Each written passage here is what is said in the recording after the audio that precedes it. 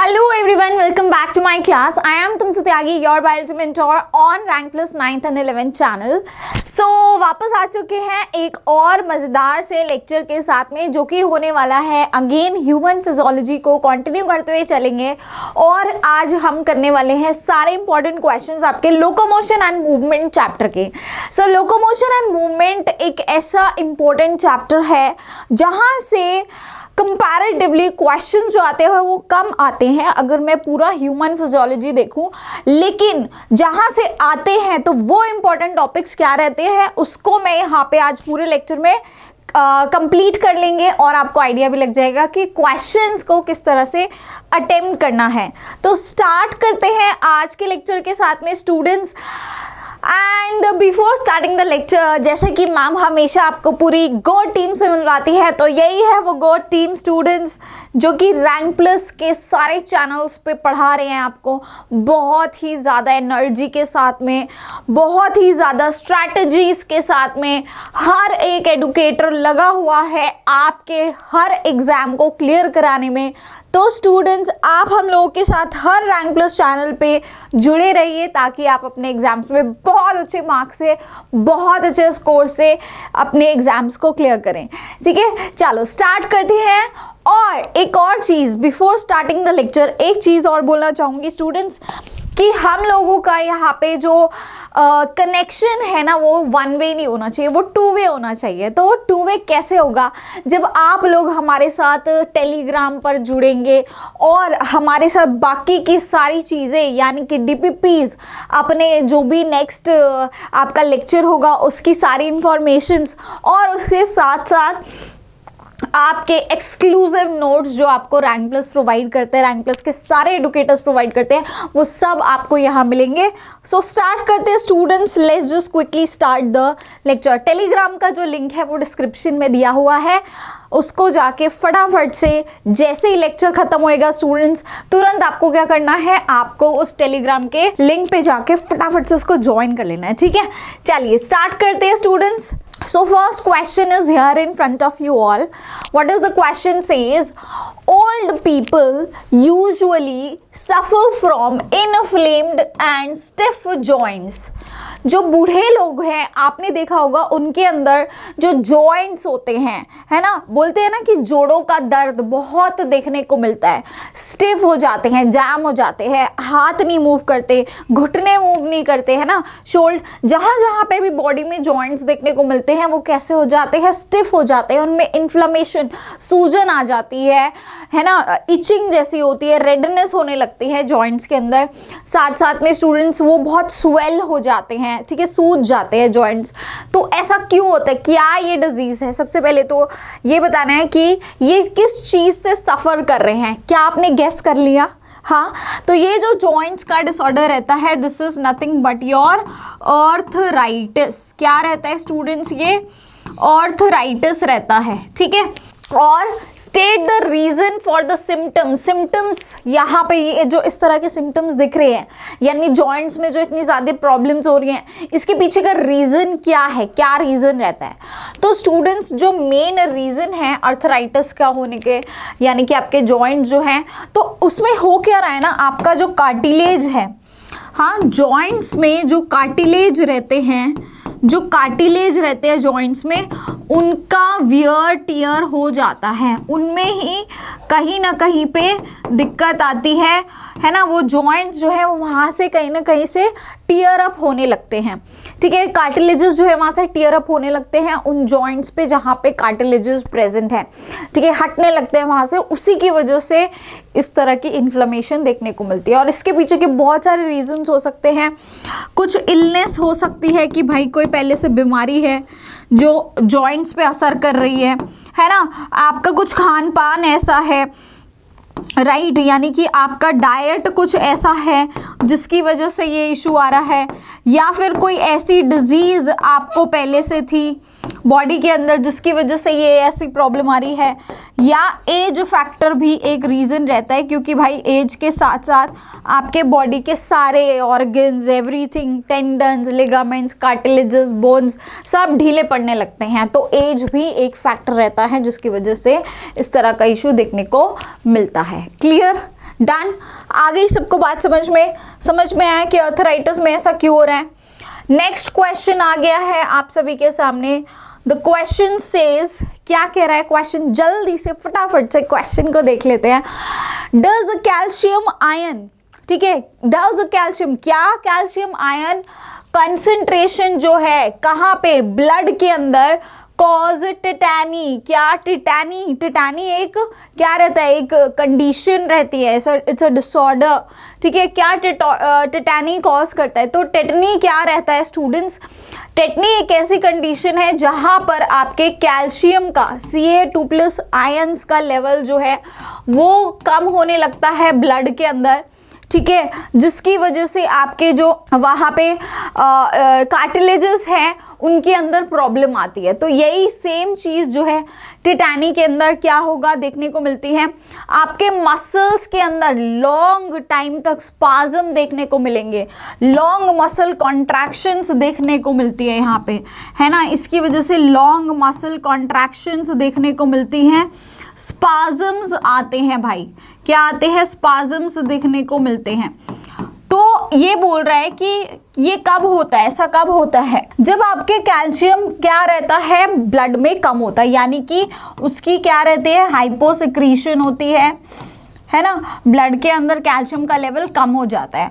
अब स्टूडेंट्स आप जानते होंगे कि कैल्शियम का लेवल आपका कब कम होता है या कब ज़्यादा होता है, तो उसके लिए 2 हार्मोन्स रिस्पॉन्सिबल रहते हैं जो कि आपके क्या करते हैं, ब्लड के अंदर कैल्शियम के लेवल को मेंटेन कर रहे होते हैं ना, कैल्शियम के लेवल को मेंटेन करते हैं। कौन से वो 2 हार्मोन्स है पता है आपको, यू हैव पैराथायरॉयड हार्मोन जिसको हम PTH बोलते हैं, दूसरा आपके पास क्या रहता है, यू हैव थायरोकैल्सीटोनिन, ठीक है। तो ये 2 हार्मोन्स रहते हैं जो कि क्या कर रहे हैं, ब्लड के अंदर कैल्शियम के लेवल को कंट्रोल करें।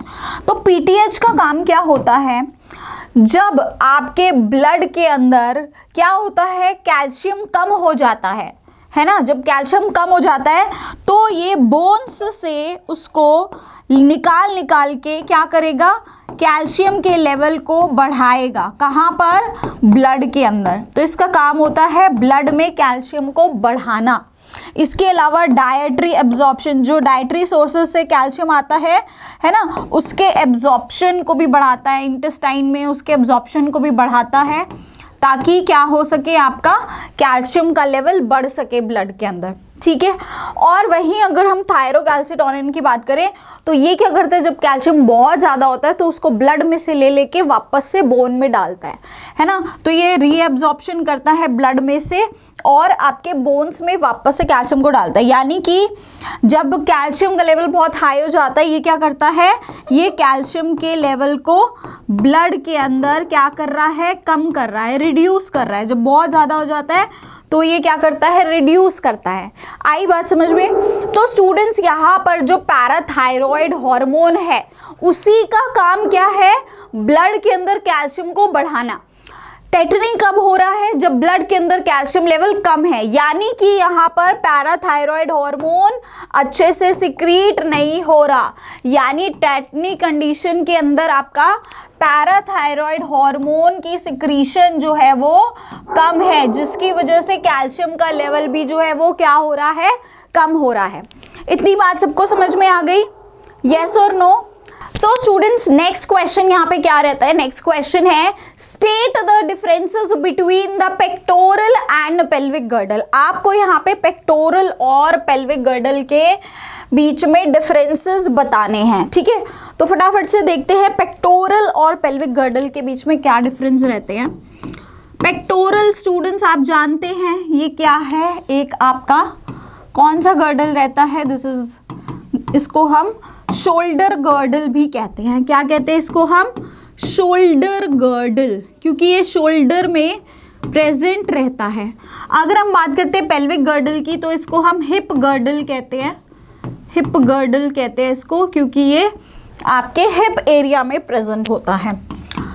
देन पेक्टोरल गर्डल है ना, इसकी ये जो गर्डल होता है ये किससे अटैच होता है, ये आपके बैक की मसल से अटैच होता है, ये किससे अटैच होता है? बैक की मसल से अटैच होता है। अगर बात करते हैं पेल्विक की, तो ये कौन से मसल से अटैच होता है स्टूडेंट्स? जल्दी बताओ। ये हिप मसल से अटैच होता है। यहाँ पर अगर हम बात करें कि इनमें से स्ट्रेंथ किसकी ज़्यादा रहती है, तो ये कंपैरेटिवली लेस स्ट्रॉन्गर रहता है एंड आपका pelvic girdle comparatively more stronger है, क्योंकि it is holding the entire weight of the body, तो more stronger, comparatively more stronger रहेगा ये, ठीक है। देन इसके अलावा पेक्टोरल गर्डल की कितनी बोन्स होती हैं भाई? इसमें 2 बोन्स होती है ना, क्लैविसेप्स एंड स्टैपुला।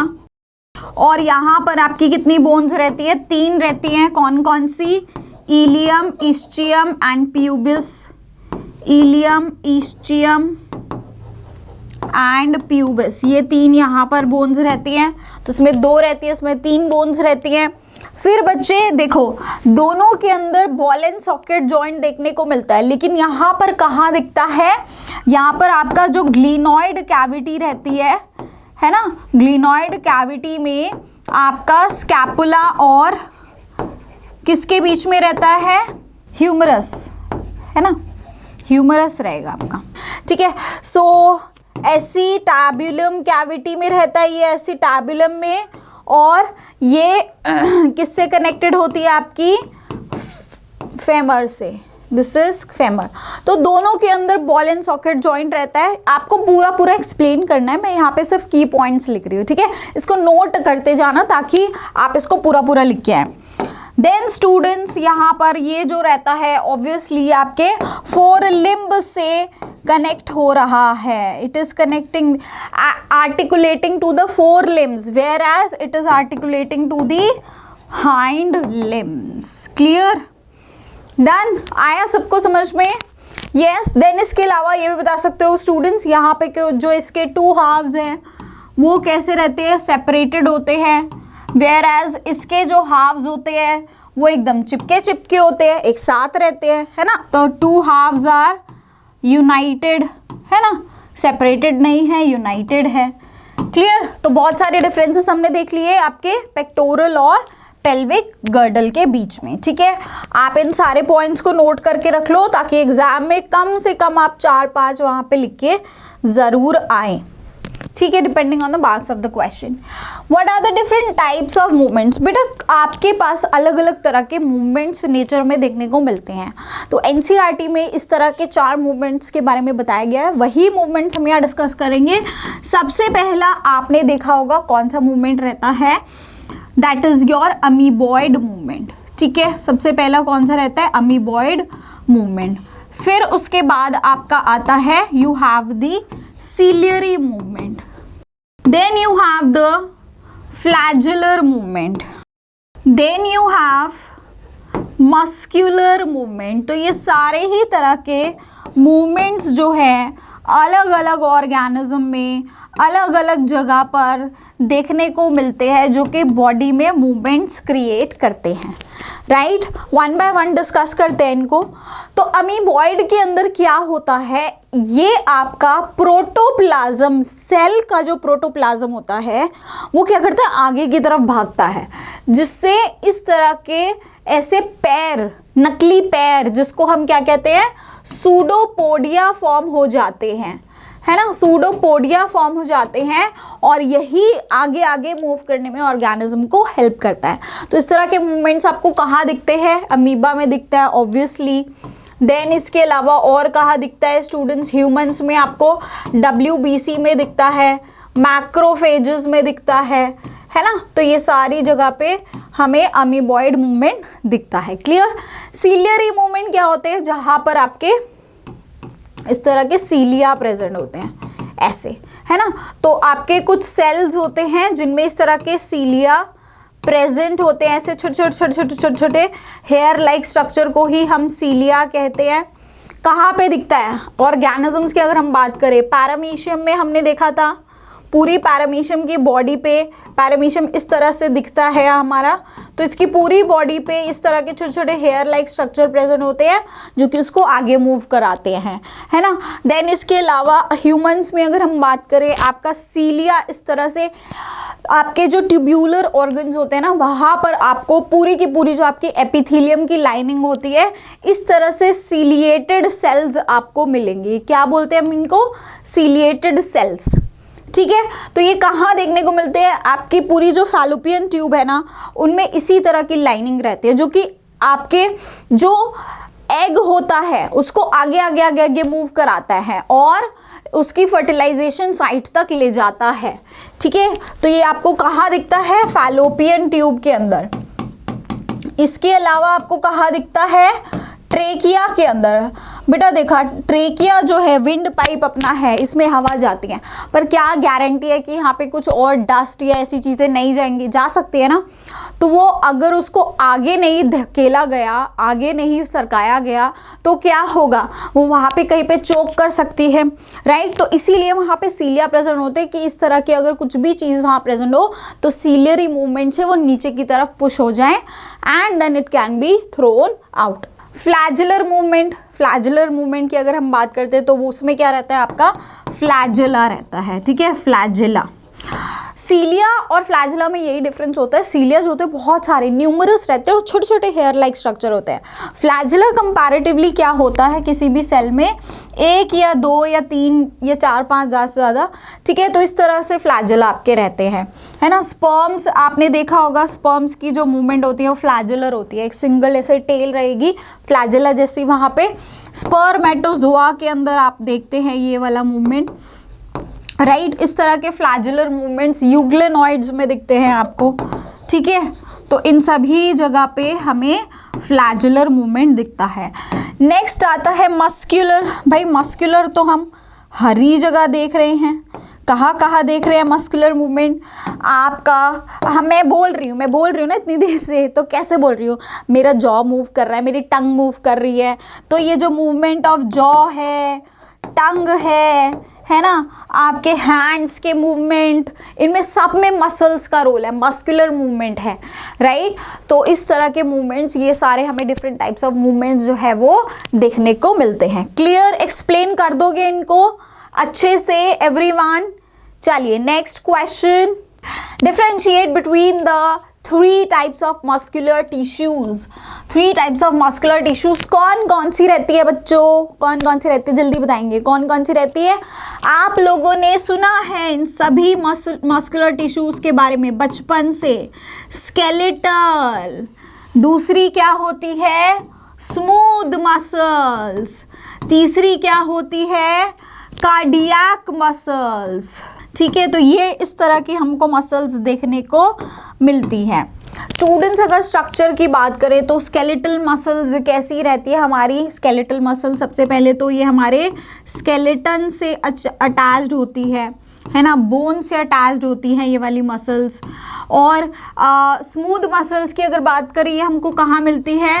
हॉलो ऑर्गन्स में, विसरल ऑर्गन्स में मिलती है हमको ये smooth muscles, right. Cardiac muscles तो है ही हमारे हार्ट की मसल्स। ठीक है, आई बात समझ में? देन लेट्स अंडरस्टैंड कि इनके जो स्ट्रक्चर्स होते हैं वो कैसे होते हैं। स्केलेटल मसल्स हमारी कैसी होती है? ऐसे लंबी लंबी मसल्स होती हैं, लंबी लंबी इस तरह से। ठीक है, इसमें मल्टी न्यूक्लिएटेड, बहुत सारे न्यूक्लियस मिलेंगे आपको इसके अंदर। और साथ में स्टूडेंट्स आपको यहाँ पे मिलेंगी इस तरह की स्ट्रिएशंस। क्या मिलेंगी? इस तरह की स्ट्रिएशंस। तो ये जो इस तरह की जो मसल्स रहती हैं, ठीक है, इनको ये लंबी लंबी जो मसल्स हैं जिसमें हमको न्यूक्लियस भी मिल रहे हैं, मल्टी न्यूक्लिएटेड है, राइट, और स्ट्रिएशंस भी है, तो इसको हम बोलते हैं स्केलेटल मसल्स। स्मूथ की अगर हम बात करें तो स्मूथ का स्ट्रक्चर इस तरह स्पिंडल शेप्ड होता है, एक न्यूक्लियस रहता है और यहाँ पर किसी भी तरह की स्ट्रिएशंस नहीं होती, नॉन स्ट्रिएटेड स्मूथ मसल्स बोलते हैं इसको। देन आपकी कार्डियक मसल्स भी लंबी लंबी रहेंगी, लेकिन स्टूडेंट्स यहाँ पे आपको क्या दिखेगी? इस तरह से ब्रांचिंग दिखेगी, स्ट्रिएशंस यहाँ भी होंगी, लेकिन ध्यान रखना स्टूडेंट्स ये यूनी न्यूक्लिएटेड होती हैं, यहाँ पे आपको सिंगल न्यूक्लियस ही मिलेगा। ठीक है, समझ गए, यही डिफरेंस है यहाँ पे। चलो लिखते हैं फटाफट से। स्ट्रक्चर की अगर बात करें तो कैसी है, इलोंगेटेड है एंड अनब्रांच्ड है, ब्रांचिंग नहीं है यहाँ पर। फिर उसके बाद स्मूथ मसल्स की बात करें तो स्पिंडल शेप्ड है। स्पिंडल शेप सबको पता है ना, जो दोनों तरफ से इस तरह से टेपरिंग होती है। ये कैसी है, ये भी इलोंगेटेड है, बट ये साथ साथ में क्या है, ब्रांच्ड भी है, ठीक है, it is also branched, right. Striations यहाँ पर होती हैं, striations are present, striations are absent, तभी स्मूथ है, and striations again present. Next अब आते हैं न्यूक्लियस कैसे रहते हैं स्टूडेंट्स। ये uninucleated, sorry my bad, so this is multinucleated, multinucleated, बहुत सारे न्यूक्लियस इसके अंदर प्रेजेंट है। This is uninucleated and this is again uninucleated, इसमें भी सिंगल न्यूक्लियस ही आपको मिलेगा। क्लियर, डन, आया सबको समझ में, यस और नो। अब स्टूडेंट्स देखो, स्केलेटल मसल्स हमारे बोन से अटैच्ड होती है ना, तो ये वो मसल्स होती है जो कि हमारे बॉडी मूवमेंट्स में हेल्प करती है, तो ये हमारे अकॉर्डिंगली काम करती है। अगर देखो अब मैं चाह रही हूँ कि मेरा हाथ यहाँ से यहाँ आए, है ना, ये मैंने चाहा, तो ये मेरे मन के मुताबिक काम करती हैं। ये इसको मैं अपने अकॉर्डिंगली इनको मैं वर्क करा सकती हूँ, इन वाली मसल्स को। हेड मुझे ऐसे ऐसे नॉड करना है तो मैं अपने मन के मुताबिक, यानी कि ये मेरे अकॉर्डिंगली वॉलंटरली हो रहा है, तो इसीलिए इनको हम बोलते हैं वॉलंटरी मसल्स, ठीक है, ये वॉलंटरी मसल्स रहती हैं। स्मूथ मसल्स हमारी कहाँ प्रेजेंट होती है, हमारे हॉलो ऑर्गन्स में, हमारे digestive system, cardiac system.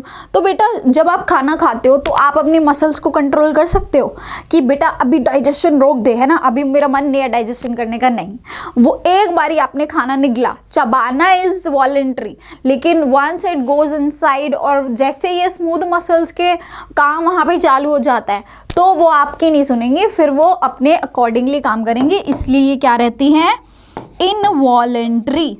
Similarly आपकी हार्ट की मसल्स भी हमारी नहीं सुनेगी, है ना, हार्ट आपके अकॉर्डिंगली नहीं धड़कता, है ना। आप जो बोलते हो ना कि मेरा मन धड़क रहा है, नहीं धड़क रहा, और पता नहीं क्या क्या ही आपने फंडे बनाए हुए हैं, तो हार्ट किसी की नहीं सुनता, ठीक है, ना किसी के आने से रुकता ना किसी के जाने से रुकता। हार्ट जो है वो कॉन्टिन्यूसली काम करता है। हार्ट ही एक ऐसी मसल है, ठीक है, जो कंटिन्यूसली जब तक आप जिंदा होते, मतलब सॉरी, तो जब से आपका बर्थ होता है, जिंदा तो आप हैं ही ऑब्वियसली, तो from the time of birth till death heart is the only muscle which works continuously बिना थके, है ना। ये मसल जो है कंटिन्यूसली काम करती है, क्योंकि जैसे ही ये रुक गया सारा का सारा सिस्टम रुक गया, समझ गए, ठीक है। तो हार्ट की मसल्स इनवॉलंटरी होती है भाई, ये किसी की नहीं सुनती। कोई जा रहा है आपकी ज़िंदगी से जाने दो, कोई आ रहा है आने दो, तो कोई दिल विल नहीं टूटता, ठीक है, दिल बहुत अच्छे से काम करता है सबका, ये बात याद रखना। चलिए, list some biological functions of skeleton. Next question आ गया है, बायोलॉजिकल फंक्शंस बताने हैं आपको स्केलेटल सिस्टम के।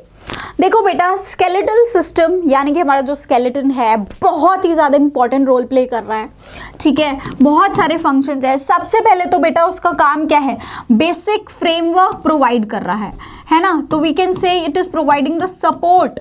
बेसिक फ्रेमवर्क तो यही फॉर्म कर रहा है, it is providing the support to the entire body. अंदर का जो ढांचा है वो कौन बना रहा है, स्केलेटन बना रहा है। इसके अलावा ये क्या देता है, प्रोटेक्शन देता है। हमारे जो बोन्स हैं उसने क्या किया हुआ है, अंदर बोन्स के अंदर क्या है, उन बोन्स के अंदर क्या है, बहुत ही डेलिकेट सॉफ्ट से हमारे सारे ऑर्गन्स हैं। हमारा हार्ट है, हमारी किडनीज है, हमारे लंग्स है ना, तो सारे के सारे सॉफ्ट ऑर्गन्स इसी के अंदर हैं, तो उसको प्रोटेक्शन दे रहा है। इसके अलावा स्टूडेंट्स ये कराता है हिमैटोपोइसिस, यानी फॉर्मेशन ऑफ ब्लड सेल्स। अब बोलोगे कि मैम ये कैसे कराता है, तो स्टूडेंट्स आपके बोन्स के अंदर होता है बोन मैरो। बोन मैरो, जो कि एक सॉफ्ट स्पॉन्जी टिश्यू रहती है ना बोन्स के अंदर, और ये क्या कराता है, वहीं पर हमारी इरिथ्रोपोइसिस होती है, ब्लड सेल्स की फॉर्मेशन होती है। ठीक है, तो हिमेटोपोइसिस में ये हेल्प करता है। पोइसिस का मतलब होता है फॉर्मेशन, राइट। ठीक है, हीमे से, अब हीमैटो से समझ गए, we are talking about blood here. ठीक है, तो ब्लड सेल्स की फॉर्मेशन होती है बोन मैरो में। देन इसके अलावा स्टूडेंट्स ये स्टोरेज का भी काम करता है। अब स्टोरेज किस चीज़ की करता है भैया, ये इतना इंपॉर्टेंट आपका मिनरल जो है कैल्शियम, है ना, कैल्शियम मिनरल्स की स्टोरेज करता है, ये मिनरल्स की स्टोरेज करता है। तो ब्लड कैल्शियम जब कम होता है ब्लड के अंदर, तो कहाँ से खींच के लाते हैं भाई, बोन से ही तो लेके आते हैं, तो तब ये काम आता है, राइट। तो समझ गए स्टूडेंट्स, ये सारे के सारे इंपॉर्टेंट फंक्शन रहते हैं।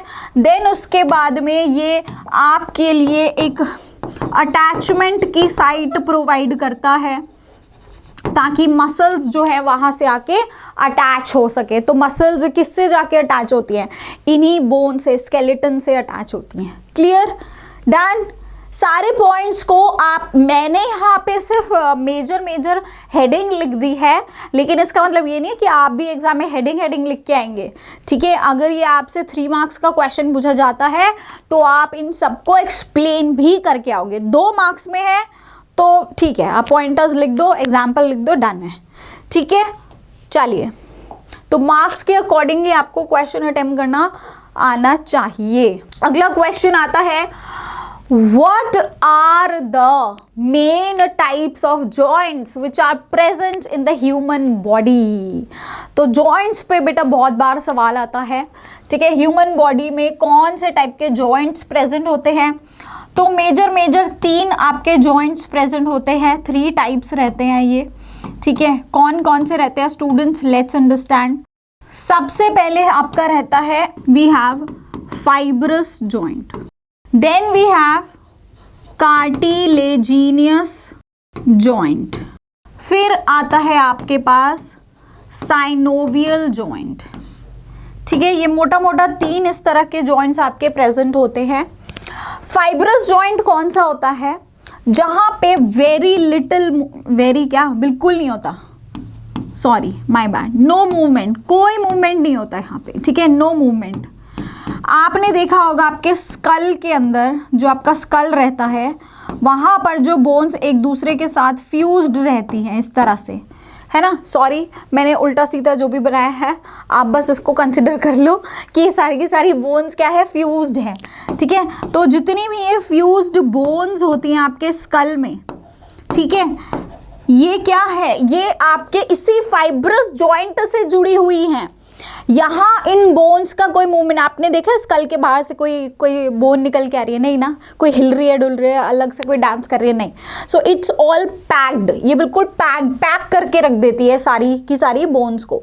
तो ये ऐसा जॉइंट होता है जो कि बहुत सारी बोन्स को इस तरह जोड़ती है कि वहाँ कोई मूवमेंट ना हो।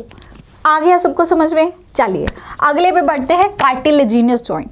कार्टिलेजिनियस जॉइंट क्या रहता है, यहाँ पर आपके जॉइंट्स जो हैं वो किससे जुड़े होते हैं, कार्टिलेजेस से। समझ गए, कार्टिलेजेस से जुड़े होते हैं। ठीक है, इस तरह का जो जॉइंट कहलाता है वो इम्परफेक्ट जॉइंट कहलाता है। इम्परफेक्ट जॉइंट कहलाता है क्योंकि यहाँ पर लिटिल मूवमेंट मिलता है। मूवमेंट तो होता है पर पूरी तरह मूवमेंट नहीं मिल रहा, इसीलिए इनको इम्परफेक्ट जॉइंट कहते हैं।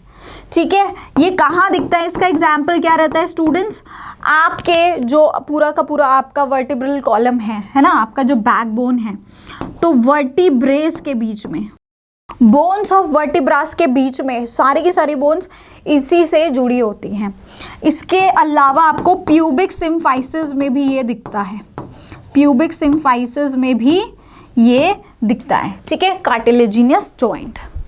Now let's come to the synovial joint. Synovial joint क्या रहता है, ऐसा जॉइंट जहां पर फ्लूइड फिल्ड कैविटी होती है, जिसको हम क्या बोलते हैं, साइनोवियल कैविटी। अब ये कई तरह के आपको जॉइंट्स ये देखने को मिलते हैं। तो स्टूडेंट्स इसको याद करने का एक तरीका है, मैं आपको यहाँ पे बता देती हूँ, Bharat petroleum gas.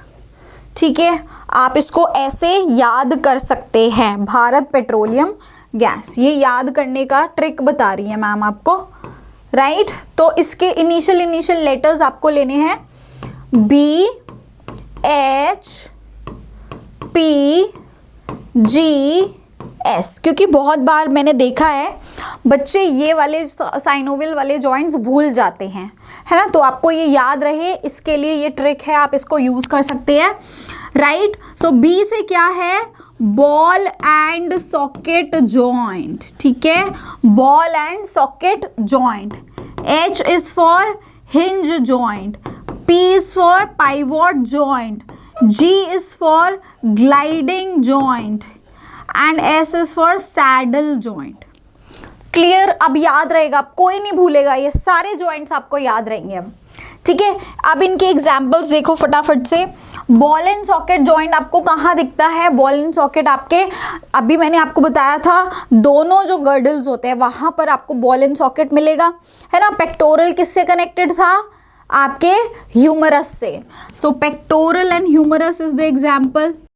Hinge joint आपको नी में मिलता है, आपके घुटने में जो जॉइंट रहता है वो कहाँ होता है, घुटने में जो जॉइंट रहता है वो कहाँ होता है, that is the hinge joint. Pivot joint आपको एटलस और एक्सेस जो रहती है स्टूडेंट्स, आपकी बैकबोन की जो एटलस और एक्सेस रहती है उनके बीच में पाइवोट जॉइंट रहता है, याद रखेंगे सभी। आपके जो कार्पल्स रहते हैं उनमें ग्लाइडिंग जॉइंट रहते हैं, ठीक है। और स्पेसिफिकली आपके कार्पल्स और मेटाकार्पल्स ऑफ थंब, किसके थंब की बात हो रही है, carpals and metacarpals of thumb, वहाँ पर क्या मिलता है आपको वहाँ पर मिलता है सैडल जॉइंट। Clear, done. इसी तरह आप सारे के सारे जॉइंट्स को एक्सप्लेन करके आएंगे एंड मोस्ट प्रॉब्ली इस तरह के क्वेश्चन 3 या 5 मार्क्स में आ सकते हैं, ठीक है, डन है। चलिए नेक्स्ट क्वेश्चन पे बढ़ते हैं। अगला क्वेश्चन क्या है, the next question is an MCQ भी आएंगे। I am telling you this from starting कि आपके एमसीक्यूज आएंगे, क्योंकि most of the schools are gonna make exact pattern of the CBSE board exam for class 11th। Okay, so make sure आप MCQ भी practice करके जा रहे हैं। Dash is an example of an imperfect joint. Smile आ गई होगी सबके फेस पे ना, बड़ी सी, अभी मैम ने पढ़ाया था। सो इम्परफेक्ट जॉइंट, कार्टिलेजिनस जॉइंट, देखते ही समझ गए होंगे यार, बॉल एंड सॉकेट जॉइंट तो एकदम डिफरेंट है ना। कार्टिलेजिनस जॉइंट आपको कहाँ दिखता है, प्यूबिक सिम्फाइसिस पे। आ गया, हो गया, सबका सॉल्व हुआ। यस, अब भी मैम ने आपको बताया था। Dash muscle is responsible for drawing the lower jaw, lower jaw नीचे की तरफ खिंचता है ना, हेड, इवन आपका हेड एंड टंग बैकवर्ड्स, नाम से समझो पीछे खींच रहा है, यानी रिट्रैक्ट कर रहा है। क्या कर रहा है, रिट्रैक्ट कर रहा है, पीछे की तरफ खींच रहा है, तो क्या हो गई, रिट्रैक्टर मसल। कभी कभी हम जब तुक्के लगाते हैं ना, तो यही हमारा जो कॉमन सेंस होता है इसको यूज़ करके लगाते हैं, ठीक है। मैं वैसे कभी भी सपोर्ट नहीं करती इसको, बट इन केस अगर आपके पास कोई ऑप्शन नहीं है और आप वो क्वेश्चन अटेम्प्ट करना चाहते हैं और आप गेस करना चाहते हैं, तो यूज सम वर्ड्स, क्वेश्चन को अच्छे से पढ़ो, कुछ ना कुछ उसमें से बात निकल के आएगी, कुछ समझ में आएगा, कुछ कॉन्सेप्ट लगेगा, तब आप गेस कर सकते हैं वहाँ पे, ठीक है। चलिए, तो ये तो बहुत ईजी सा था। इस तरह के गेसेस अगर आप लगा सकते हैं तो लगाइए, कोई इशू नहीं है, ठीक है। चलिए, so that was all student, that was all. अगर अभी भी यहाँ पे कोई भी आपका डाउट रह गया ना, तो मुझे कमेंट सेक्शन में ज़रूर बताना कि मैम ये वाला टॉपिक तो आपने अच्छे से समझाया नहीं था, ये तो हमें समझ में आया नहीं था। वैसे तो मैंने सब कुछ अच्छे से समझा दिया, लेकिन हाँ, हो सकता है कि आपको कोई पर्टिकुलर चीज़ अभी भी ना समझ में आई। मुझे कॉमेंट सेक्शन में बताना क्या डाउट रह गया था। अगर मुझे जेन्युइनली वो डाउट अच्छा लगेगा, कुछ ऐसा कॉन्सेप्ट लगेगा कि हाँ वो मिस हो गया है मैम से, तो मैं उसको नेक्स्ट क्लास में ज़रूर केटर करूँगी। Thank you so much for attending the class and मिलेंगे नेक्स्ट टाइम फिर से अगले सेशन के साथ। Till then take care and bye bye.